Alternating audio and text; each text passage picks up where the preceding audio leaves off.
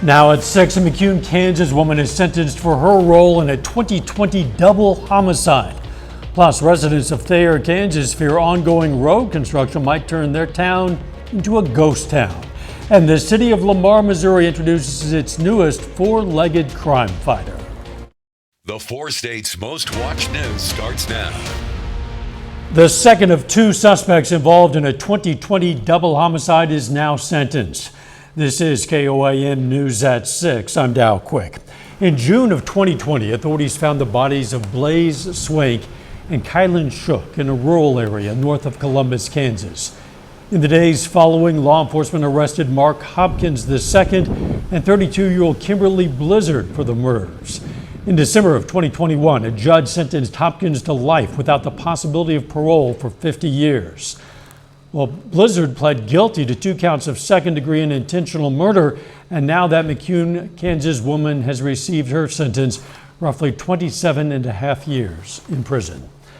Southwest Missouri authorities searched for a couple of people wanted for felony assault on a police officer. Jasper police responded to a disturbance at Pete's gas station last night. A witness caught this on video. The officer reports observing a man and woman arguing in the parking lot. During a routine pat search, authorities say the pair began assaulting the officer with their fists and knocked her to the ground. The pair left in a black vehicle, ran over the officer's feet in the process.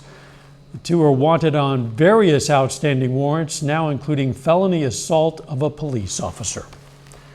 Last night, the Lamar City Council introduced the city's newest four-legged crime fighter. Canine Clea, a 15-month-old German Shepherd, is in the last week of her 6-week training program with her handler, Officer Kylie Gerster. Canine Clea and the training were provided by a grant from the state.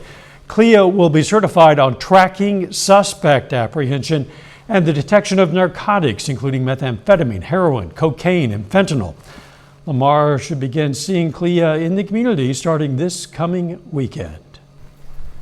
Beautiful fall day out there. Let's check in with Chief Meteorologist Doug Heddy.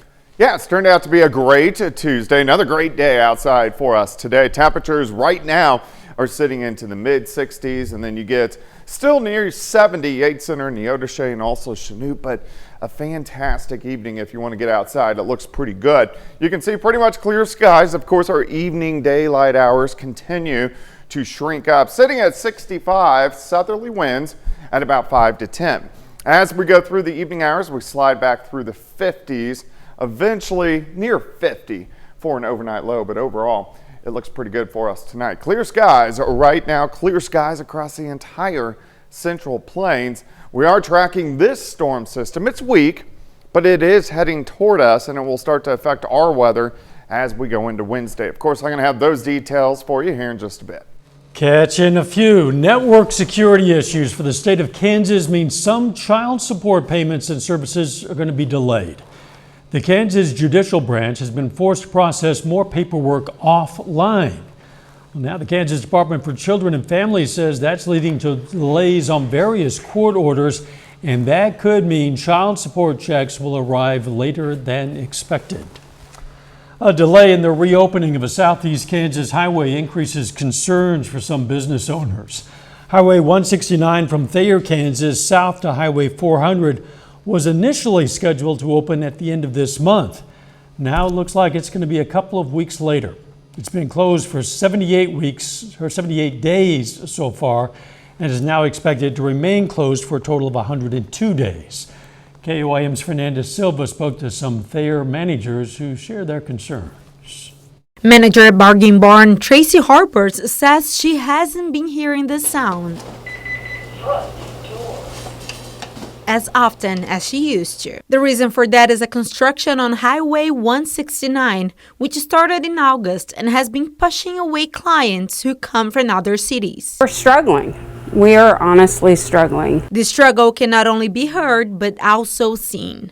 The empty shelves are a sign things are not going as planned. Usually we do have shelves that are full, over full. I have a lot of back stock, which I really don't have that now. One block for Bargain Barn, another business is facing a similar situation. We had people, gosh, I hadn't seen in a couple months, and they showed up and they said it was 100% because of the travel. Our locals have really stepped up because of it, I think, too, at the same time, because they know, like, hey, right now, it's really important that you buy local, you know. Think about all the local people with all their families, too. The roadwork delay comes after some issues were encountered during the construction. With that, the Highway 169 is expected to remain closed for 102 days, 12 more than initially planned. The Kansas Department of Transportation is offering an incentive for the contractors. For every day that they get the road open before now the 102 calendar days, they get $6,000 a day bonus if they open it up early, with a maximum of 30-day maximum bonus. For harbors, this is a race against time. In all honesty, I'm afraid that if it is going to be much longer, we're going to wind up having to close our doors until all the highways are opened back up. In there, Fernanda Silva, KOAM News. Bargain Barn had to lay off employees and reduce work hours to minimize the impact of the closure. Currently, the manager of that store is working without a paycheck. KDOT said the contractors will lose money for every day the road is closed after the 102nd day mark. Freeman employees today got a tour of Freeman West's inpatient pharmacy department in honor of National Pharmacy Week. The week recognizes the number of people it takes to maintain a strong pharmaceutical team in order to effectively serve the public. The tour showed how all the sterile compounds and doses are prepared. It even surprised some of the employees. Being in the inpatient pharmacy, most employees don't get a chance to even see the inside of the department and see the operations and see where we prepare the sterile compounds for the patients and prepare the doses. So it was just a fun opportunity to be able to afford that tour for them and let them come see it if they wanted to. The Freeman inpatient pharmacy team in Joplin consists of nearly 90 employees. That includes 28 pharmacists. Coming up later in sports, John has a preview of a volleyball matchup between MSSU and the Northwest Bearcats. But first, networking was the name of the game during a business luncheon today in Joplin. We'll have details.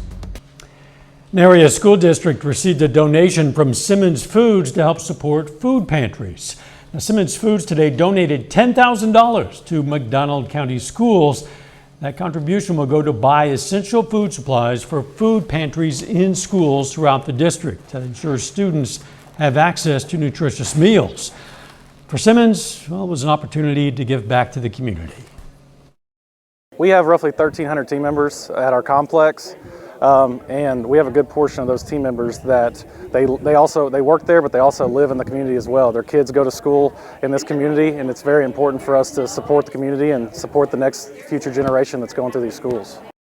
Simmons Foods is also donating 1,700 pounds of chicken to the local food bank. We and Company hosted a business luncheon in Joplin at Club 1201. We and Company is a business service based in Springfield that connects professionals with each other for growth. Twice a month, the Joplin chapter meets at Club 1201 to build relationships with the community and other local businesses. Creating business with other businesses, that's what the business is. If your business is more targeted towards the consumers, like retail or gyms or whatever it is, that's more of the business to consumer groups that meet. The next business luncheon is November 7th at Club 1201 in Joplin. A little bit later, shorter daylight hours could have an impact on your mood. We have some tips on how you can protect yourself from seasonal depression. But our temperatures are going to warm up just a little bit as we go through the next couple days. We'll look at that coming up. Well, it turned out to be a nice one once again for us today. Plenty of sunshine, temperatures great. Most of us right around 70 during the afternoon as the sun is approaching setting.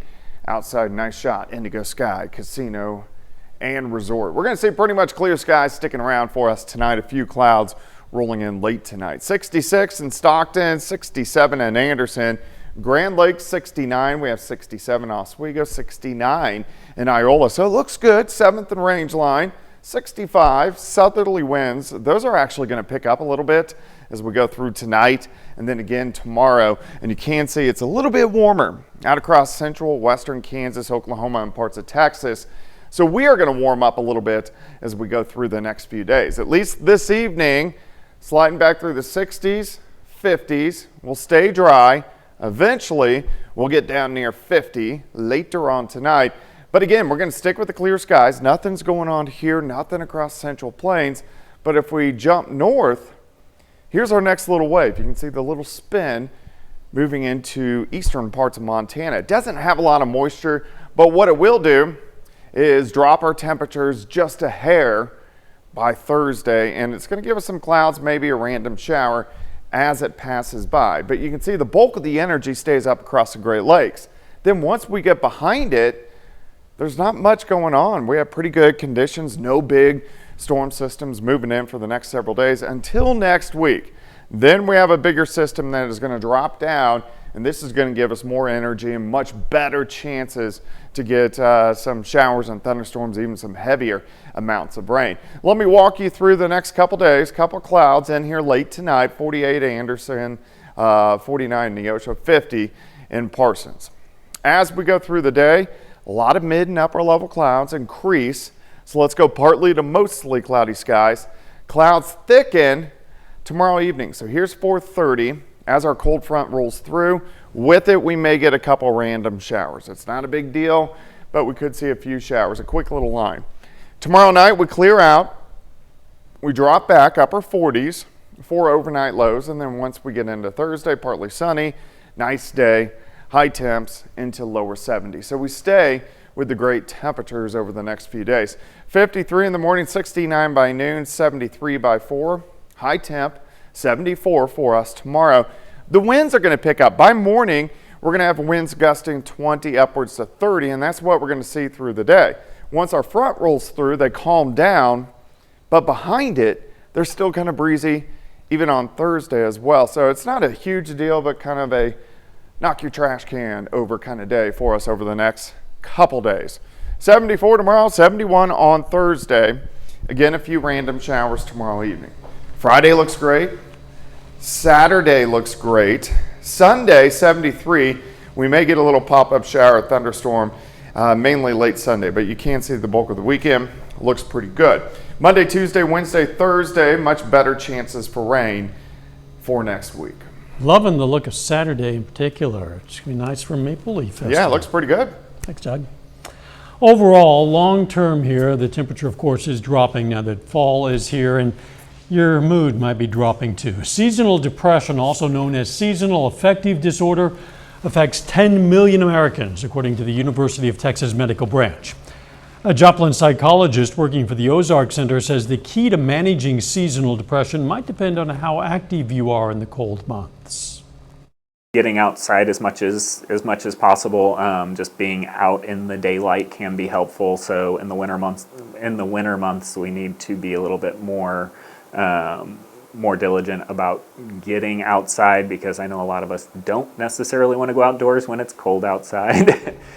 Taking in natural sunlight during the colder months is another way to manage seasonal depression. Still ahead, a golfer from Nevada High School competes for an individual state championship, and Missouri Southern Volleyball returns home to face Northwest Missouri. John Dales has those stories and more. It's coming up next.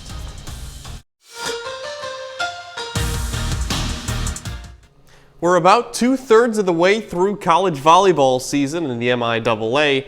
Missouri Southern just went on the road and lost to the best team in the conference, Nebraska Kearney, before the Lions come back home tonight. This evening, Southern hosts Northwest. The Lions played Northwest in the conference opener. That was on the road just over a month ago, a match that MSSU won 3-2. Tonight, they meet for the second time and the final time in the regular season. It's underway right now. We'll have highlights of it tonight at 10. Elsewhere, Pitt State volleyball on the road tonight. The Gorillas also facing the team they began the conference slate against. PSU hoping to revert back to the way it was playing back then. After winning 2 of their first 4 matches, the Gorillas have lost 7 in a row and been swept each of the last 3 times out. And here's a look at the standings in the MIAA volleyball entering play tonight. Pitt State down one spot from the bottom over Newman, who they play today. Missouri Southern kind of in the middle of the pack. A win would put the Lions back at 500 in conference play. Their opponent, Northwest, right behind them. We're a month away from the MIAA volleyball postseason tournament in St. Joseph. And the final round of the Missouri Girls Golf Class 3 State Championship is this afternoon. Entering today, Emery Cameron from Nevada High School holds a 3-stroke lead on the rest of the field. That's after shooting 5 under par in the opening round on Monday. This afternoon, Cameron shoots 5 under par again. That's more than enough for the junior to take home the state title. On day 1, Cameron's round of 67 is the best out of the 92-player field. In day 2, she replicates that, shoots a 67 again, finishes 10 under par. The next closest golfer, 7 strokes behind. That is a heck of a performance for a local athlete with a very bright future. Playoff baseball continues this evening as the American League. In the American League, the Rangers have a stranglehold on the ALCS, holding a 2-0 lead over their division rival Astros. In the NL, the Phillies try to do that exact same thing tonight. Philly holds a 1-0 series lead over the Diamondbacks after winning Game 1 last night. Kyle Schwarber and Bryce Harper each hit 420-foot homers in the first inning of Game 1. Didn't look back after that point. First pitch of Game 2 tonight at 7:07. Merrill Kelly and Aaron Nola are the 2 expected starting pitchers. Neither one of them has lost a game this October. That's all for sports. We're back right after this. Here's a look at what's coming up on KOAM News at 9 on Fox 14. We're going to check out a Taco Tuesday competition at the Maple Leaf Festival in Carthage. Plus, car repair shops in Missouri discuss how ongoing auto worker strikes are impacting the supply of parts, and how Congress is aiming to make compensation for college athletes less varied from state to state.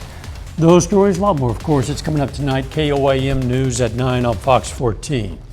A new tribute to Missouri artist Thomas Hart Benton made its way to downtown Neosho today. A Social History of Thomas Hart Benton, that's the title. It's a mural by Jared Ean Jennings. It was installed on the north side of Neosho City Hall. The mural serves as an example of Benton's enduring style and impact on the art world, especially in the 4 states. Stylistically, Benton has a very distinct style. So it's a replication of his style, and his subject matter, his themes, the way he conducted his work. More information and an audio description will be coming soon to help guide viewers through the work and give insight into its meaning. Remarkable mural. Yeah, it looks great. Yes, it does. Yeah. The weather looks great, Doc. It does. Tonight, we're going to drop back right around 50. 74 tomorrow, so a little bit warmer. A lot more clouds. May get a random shower tomorrow evening. Not a big deal. 71 Thursday. Look at this all the way into the weekend. We're looking fantastic. And then some better rain chances for us next week. And by then, we're going to need the rain. And I like your one-word descriptions for Thursday, nice, then Friday and Saturday, great. Yeah. We'll take a double great. It took a lot of energy to think of. Well, it's appropriate. It's accurate. It's succinct. Thanks for joining us. We'll see you here at 10. Let's make it a great evening.